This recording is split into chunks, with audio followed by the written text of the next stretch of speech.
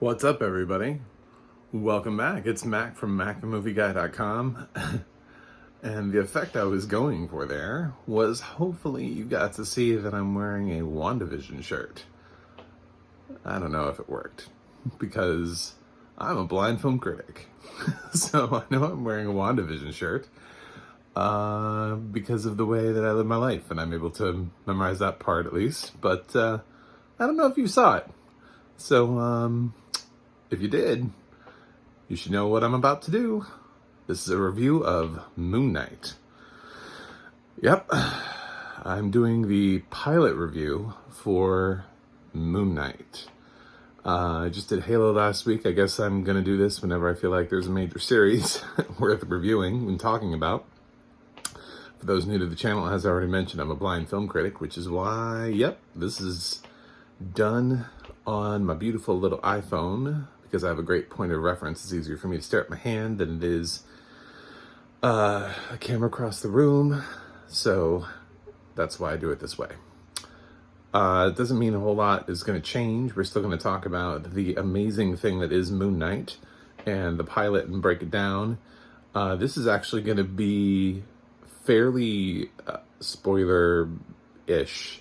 Although this is the first of 6 episodes, so there aren't that many major revelations. It's just if you were walking into Moon Knight cold and you didn't want anything spoiled for you, I have to talk about a couple things here. If you just want to know what I'm going to give it, it's going to be an A.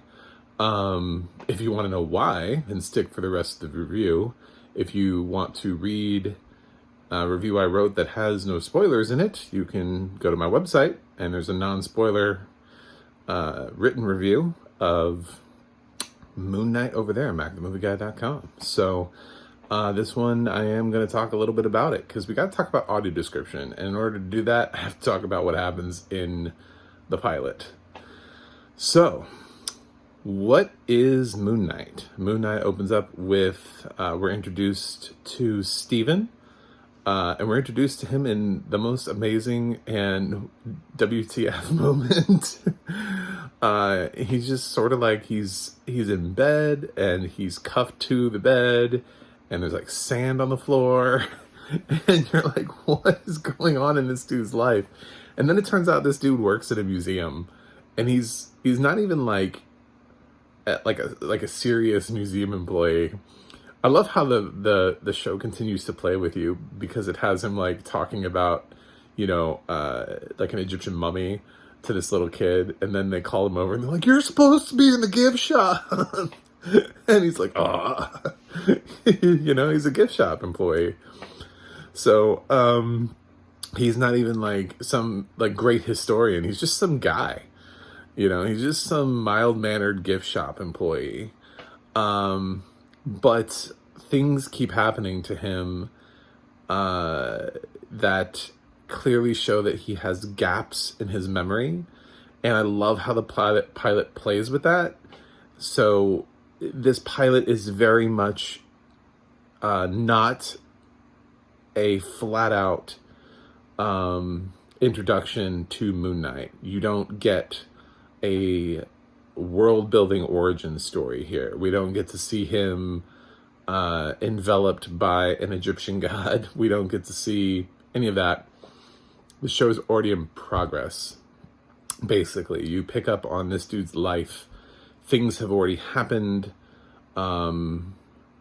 He's already possessed. Moon Knight already exists. We just don't know it yet. He doesn't know it. He has no idea what's going on. We have no idea what's going on. It's kind of brilliant.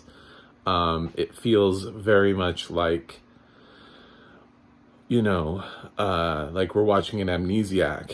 A lot of people have praised that HBO Max show The Tourist for giving us a protagonist who has no idea what's going on, and the show builds around him. It kind of feels like that, because it turns out that Steven suffers from dissociative identity disorder, and he has other personalities trapped within his body that are fighting for control.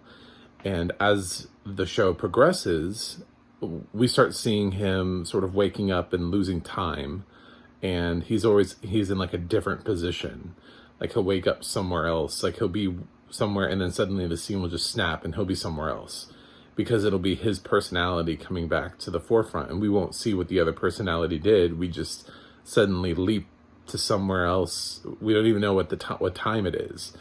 We are in a new place, new location, and it does it frequently, several times, and Steven is so confused, and it's delightful, and Oscar Isaac is brilliant in this. As the pilot progresses, he starts hearing the voices, and he starts hearing Moon Knight trying to get him to relinquish control of the body to his alter ego that actually has crime-fighting capabilities, because Steven does not. And there are times when that happens, and Steven just suddenly looks, and there are just a bunch of like dead bodies around him, and he's like, "What happened? I didn't do that." And we didn't get to see the fight. It just lapses with Steven's memory, and it's such a well-structured pilot. It is by far my favorite pilot of the Marvel Cinematic Universe, and I loved WandaVision's, because WandaVision's was the same way. WandaVision was like, what is going on? What is this world we live in? You know, I mean, WandaVision is a really strong pilot as well, but I mean, I would have, if this was not Moon Knight, if this was not a Marvel property, if this was just some dude, if this was like an NBC drama pilot in the fall and they made it this way, I would be so interested. I would be so interested because of the way they choose to tell this story. I think it's a great way to introduce us to Moon Knight. Is to take us through what it's like to be a person with dissociative personality disorder, identity disorder, and not know. And, you know, when somebody else comes over and takes control of your body like that, because like we saw a little bit of it in Split, but Split, they all seemed to work symbiotically, and they kind of knew that they all existed, and there was like one at the top of the hierarchy. Steven has no idea what's going on. That's what makes it so beautiful. He has no idea. It's a great pilot. I loved it. I don't have any negatives. I really don't.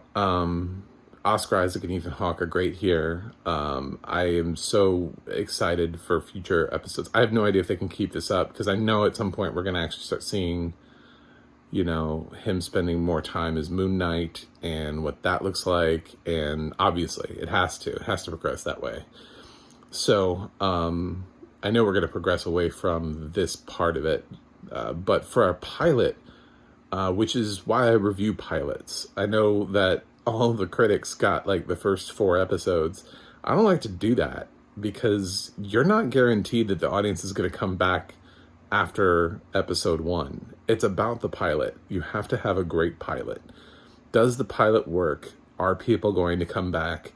And for Moon Knight, I'd be shocked if people didn't come back, unless people just don't like being confused at all. But if you liked the shock of this episode and it being totally different than anything you're watching right now, because it is. I watch a lot of TV. This is so different than anything else that's going on right now. If you like that, then this should be interesting to you. Like, but if you like boring shows, crime procedurals or something, then I guess maybe you looked at Moon Knight and you're like, nah. But then again, you probably did that to all of the Marvel shows. You just keep doing it. You're like, it's not NCIS.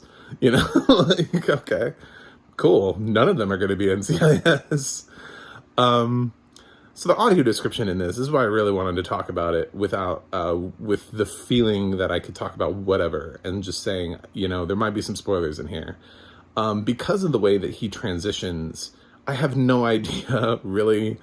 I kind of want to talk to somebody who can see, because I want to know how they're handling the transitions visually and what we're missing out on, because I appreciate at one hand, I appreciate how it's handled, because I love the suddenly we're somewhere else, we're at a different time, we don't know where we are, because the protagonist doesn't know where he is. Steven has no idea where he is.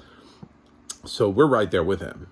So I didn't mind that at all. Usually in my reviews, I get all up about transitions and making sure that we know that we're in a new scene and a new, Here it's so fast paced. It's like Steven's just doing something and suddenly he wakes up and his face is in the grass, and there really isn't a lot of context to that, because I think we're supposed to feel the same what is going on like our character is. I think that's the purpose of those cuts. So I kind of reserve judgment on the overall direction of the audio description.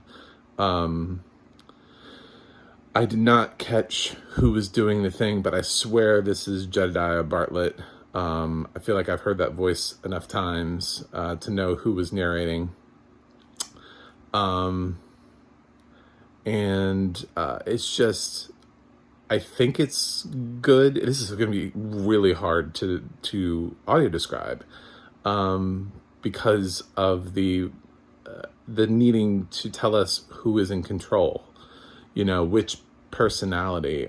We're going to have to do a lot of picking up on that on our own. I have a feeling there's not going to be a lot of, once it's actually showing us and not cutting, not leaping forward in time, once it's actually showing us the transitions, I have a feeling we're going to have to just figure it out, when he is and when he's not, and who has control at that current time.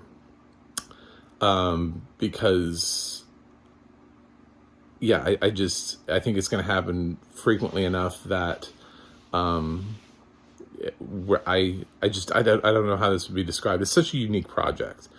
This is one of those things where I think people had a discussion like, okay, so how do we do this? How do we describe this movie? I should go back and watch Split and listen to that audio description and see how that was done. Because I think that would be a little bit how you would do Moon Knight. Then again, I don't know that Split was done well, so we have no idea. But I liked Moon Knight. I thought it handled the action well. I thought the audio description was as good as it needed to be, because it actually had to kind of leave us with a little bit of a what is going on. It couldn't answer all of the questions because the pilot wasn't answering all of the questions because Steven didn't know what was going on. So you just have to sort of realize that. If you're left a little confused, so is the lead of the show, and that's the point. Sometimes you're not supposed to know everything because you're finding it out as the main character is finding it out.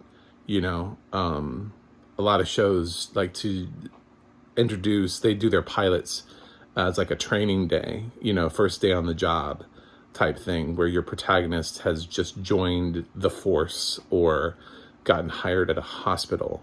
And so what you're doing is you're learning things as this new hire is learning them. It's not an uncommon format. This is just a really hyper way of doing it by giving our main character DID, and also there really isn't a supporting cast. I mean, there are a couple of people that pop up, but I don't feel anybody who is strong enough and deeply entrenched that I feel like they're going to be around for the next 5 Moon Knight episodes. It feels like the only people I could count on right now would be Oscar Isaac and Ethan Hawke for the duration of the series. So anyway, I loved it. I thought it was great. Really interesting audio description. I hope it just works itself out moving forward. But like I said, I gave it an A. I think everybody should watch Moon Knight. I think even if you don't like Marvel, just check out the pilot. It's a really compelling pilot. It just is, regardless of whether or not you like superheroes. It's just a really amazing, well done pilot. Would be whether it was a Marvel property, superhero property, or just some random thing that had never been on the pages of a comic book. So that's it for me. Let me know what you think about Moon Knight in the comments. As always, don't forget to like and subscribe and check out MacTheMovieGuy.com for more. And also, you can always head over to the Audio Description Project and see what they got over there, see what else is audio described, and for more informations. But in the meantime, try to make sure that you don't get possessed by an Egyptian god.